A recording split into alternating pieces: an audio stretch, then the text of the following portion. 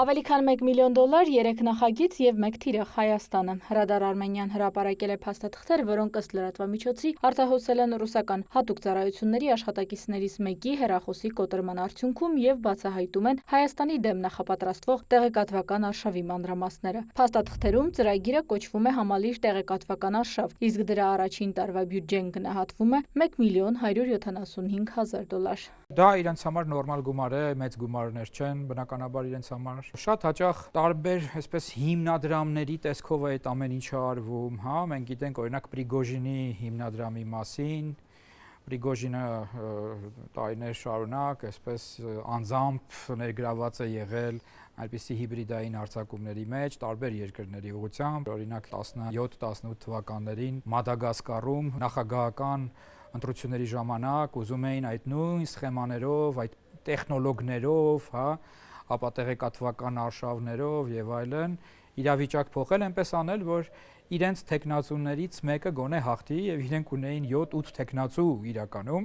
ոչ մեկն էլ չհաղթեց, հաղթեց այն մի տեխնացուն, որի հետ չեն կարողացել աշխատեն։ Վերադառնալով այս հերթական փաստաթղթին, արտահոսած 8 էջերից պարզ է դառնում 3 նախագծից ամեն մեկն իր անունն ունի եւ ուղղությունը։ Առաջին նախագիծը Նեմեսիսն է, նախատեսվում էր ստեղծել հարթակ, որը պետք է ներկայացվեր որպես գերմանահայ համայնքի նախաձեռնություն, սակայն իրական նպատակը ըստ հրապարակված նյութերի մարդկանց մասին տվյալների հավաքագրումն ու թիրախավորումն էր։ Երկրորդ նախագիծն արդեն Հայաստանի իմիջին է հարվածում։ Հյուրընկալ Հայաստան անվան տակ նախատեսվում էր երկիրը ներկայացնել ոչ թե որպես զբոսաշրջային ուղղություն, այլ որպես սեքս տուրիզմի, կազինոների ու սկանդալային թեմաների կենտրոն։ Հիմնական ուղղվածությունը եղել է Սփյուռքը եւ ընդհանուր առմամբ եվրոպական տարբեր երկրների քաղաքացիները։ Իսկ նպատակը եղել է հետեւյալը, որ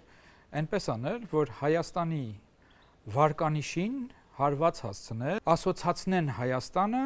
բացասական երևույթների հետ։ Երրորդ ուղղությունը մոնիտորինգ, հարցումներ եւ ազդեցության չափում։ Եվրոպական փողոցներից մինչեւ Սփյուռքի շրջանակներ ամեն ինչ պետք է դառնար մեկ մեծ տեղեկատվական հաշվարկի մաս։ Իսկ քարոզչական շարժիչը ըստ փաստաթղթերի պետք է աշխատեր ադրբեջանական եւ թուրքական մեդիա ու տելեգրամ հարթակներով։ Թուրքիան ու Ադրբեջանը պատահական ընտրված չեն, Էդգար Վարդանյանն է շեշտում։ Այս դեպքում արդեն խաղի մեջ են ներգրավվում հայ հասարակությանը, որ հայերը արդարացի հարցեր բարձրացնեին, թե տեսեք ինչեր են գրում,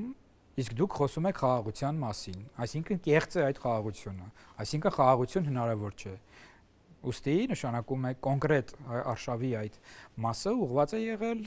նրան, որպեսզի խաղաղության գործընթացին վնաս հասցվի։ Ու պատահական չէ, որ վերջին ամիսներին հիմնական ճակատներից մեկը հենց X հարթակն էր։ Տասնյակներով տարածվում էին արհեստական բանականությամբ ստեղծված տեսանյութեր, որոնք փորձում էին ձևավորել որոշակի օրակարգ ու տրամադրություններ։ Թե այդ տեղեկատվական հոսքն ինչ չափով է ազդել Սփյուռքում ապրող մեր հայրենակիցների ընկալումների վրա, ցավոք չափելի չէ, նշում է Վարդանյանը, բայց կարծում է. Պրո-ռուսական ուժերի օգտին ստացած ձայների մի հատվածը, մի մասը, նաև ի շնորհիվ այդ ապատեղեկատվական արշավների է եղել այդպիսի քարոզչության։ Այսպիսով, ըստ փաստաթղթերի խոսքը ոչ թե մեկ կայքի կամ մեկ ակցիայի, այլ բազմաշերտ տեղեկատվական օպերացիայի մասին է, որի համար նախատեսված գումարը հաշվում է 7 թվով եւ որը ըստ փորձագետների դեռ չի սպառել իրեն, դեռ շարունակվելու է։ Լիլիթ Կրչյան, Դավիթ Մաչկալյան, լուրեր։